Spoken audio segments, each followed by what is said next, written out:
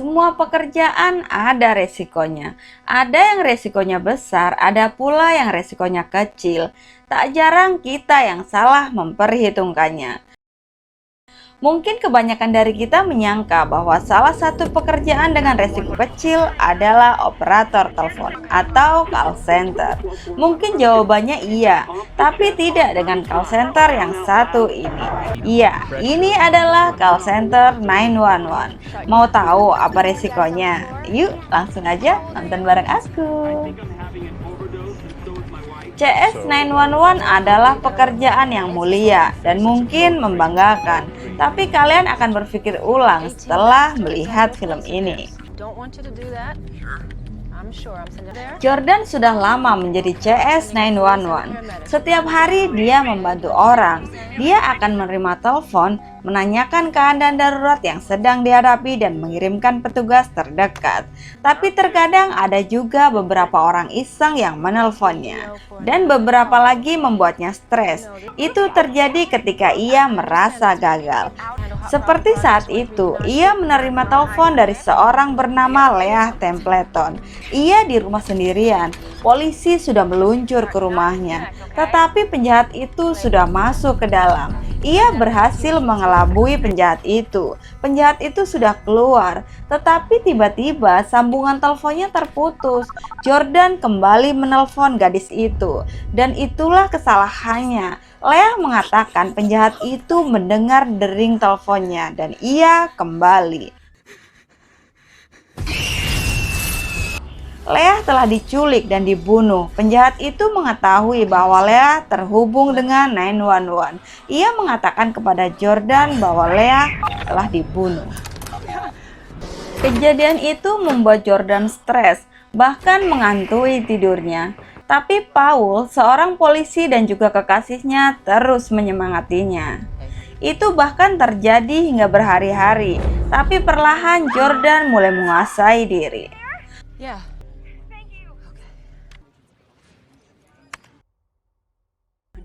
6 bulan kemudian, karir Jordan meningkat. Ia kini menjadi seorang trainer bagi CS baru. Ia menjelaskan satu persatu mulai dari proses, sikap, cara kerja, dan lain-lain. Saat Jordan sedang mengajak siswa barunya untuk berkeliling, seorang CS yang masih baru menerima telepon dari seorang gadis bernama Casey. Ia mengatakan sedang di dalam bagasi. Lokasinya tidak bisa dilacak karena telepon yang ia gunakan non-chip. Casey sangat panik, begitupun dengan CS baru itu. Ia tak tahu apa yang harus dilakukannya. Jordan kemudian mengambil alih panggilan itu. Suara panik Casey membuatnya terbawa suasana. Ia ikutan panik. Atasannya yang melihat itu membantunya. Ia meminta Jordan untuk menarik nafas panjang dan menenangkan diri. Ia juga meminta orang-orang yang tadi berkeliling untuk bubar. Jordan kini telah tenang. Ia memandu Casey untuk tenang. Ia menanyakan dari mana, jam berapa, warna mobil, jenis mobil, ciri-ciri penculik, dan lain-lain. Setelah mendapatkan info itu, Jordan kemudian meminta bantuan polisi untuk melacak mobil itu. Jordan juga menanyakan kepada Casey di jalan tol atau tidak. Ia juga meminta Casey untuk menendang lampu belakang mobil. Setelah itu, Casey melambaikan tangannya keluar mobil. Tak lama kemudian, seseorang menelpon dan melaporkan kejadian itu. Lokasi sudah diketahui, pemilik mobil juga sudah. Diduga itu adalah mobil curian. Casey semakin panik ketika ia melihat ada cat dan skop. Ia tak mau dikubur. Jordan mengalihkan perhatiannya.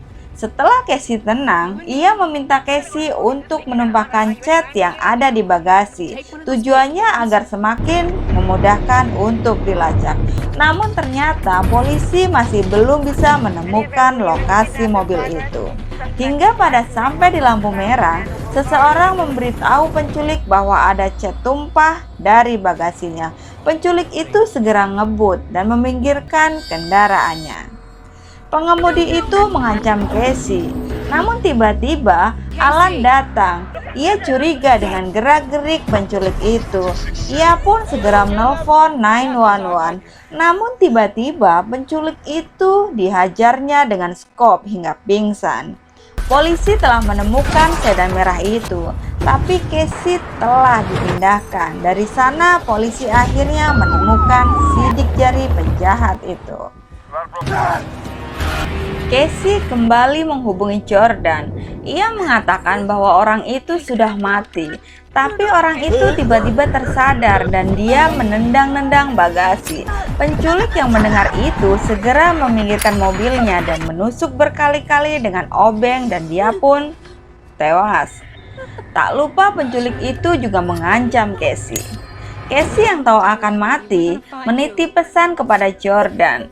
Ia meminta maaf kepada ibu dan keluarganya.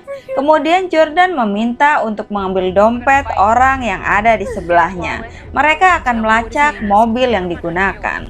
Setelah mendapatkan identitas orang itu, diketahuilah jenis mobil yang kini digunakan penjahat itu. Sementara mobil itu kini kehabisan bensin. Saat sedang mengisi bensin, Casey berhasil menerobos ke kursi depan. Ia meminta pertolongan kepada petugas pom. Petugas itu segera mengancam penculik menggunakan pisaunya. Namun naas, penculik itu malah menyemprotkan selang bensin dan membakar orang itu. Lalu dia kembali kabur. Kini penculik itu pun memukul Casey hingga pingsan. Sidik jari penculik menunjukkan bahwa ia adalah Michael Louis Foster. Petugas segera menggeledah rumahnya. Dia bekerja di farmasi. Di rumahnya ditemukan foto-foto mirip Casey. Sementara itu, Michael telah sampai di lokasi persembunyiannya. Ia akhirnya tahu bahwa Casey terhubung ke 911. Jordan segera menelpon Mike. Setelah mendengar suaranya, Jordan segera tahu bahwa Michael adalah penculik dan pembunuh Leah 6 bulan yang lalu.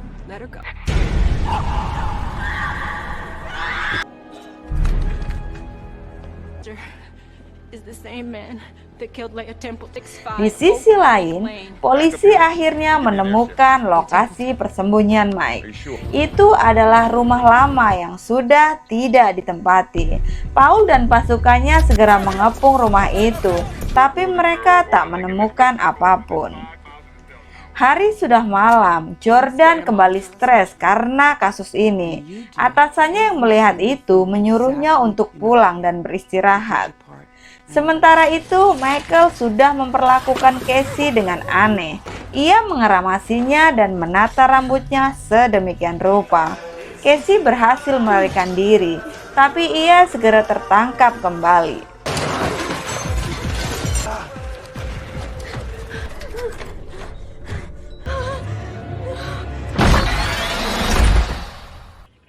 Sebelum pulang, Jordan menyetel rekaman pembicaraan berulang kali.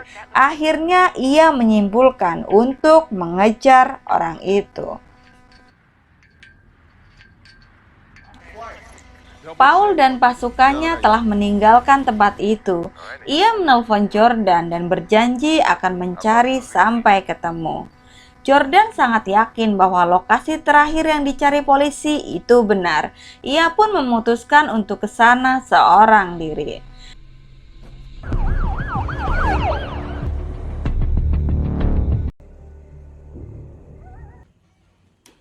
Tak ada siapapun di sana, tapi akhirnya Jordan menemukan sebuah potongan ponsel.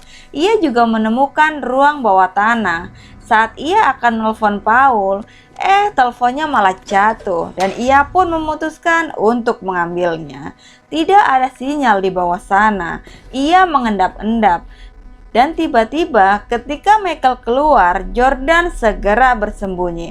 Hampir saja ia ketahuan. Jordan tak percaya dengan apa yang dia lihat.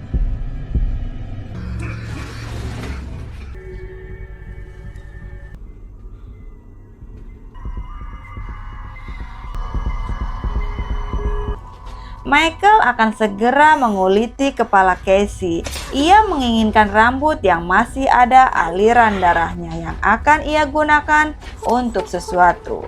Michael benar-benar sudah tidak waras, dan saat ia mulai menyilet kepala Casey, Jordan akhirnya berhasil memukulnya dari belakang.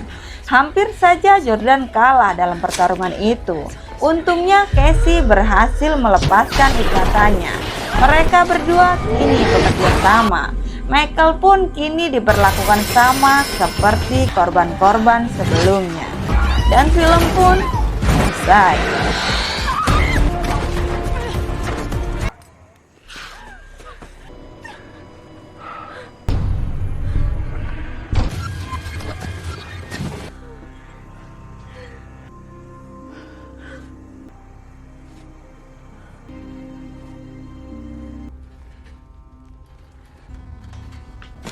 Oke guys, itu tadi alur cerita dari film yang berjudul The Call. Semoga teman-teman terhibur ya. Jika teman-teman suka dengan film-film yang ada di channel ini, aku minta bantuannya untuk subscribe, like, share, dan juga nyalakan loncengnya ya, biar teman-teman gak ketinggalan film baru yang akan diupload di channel ini setiap hari. Sampai ketemu di video aku selanjutnya. Wassalamualaikum warahmatullahi wabarakatuh.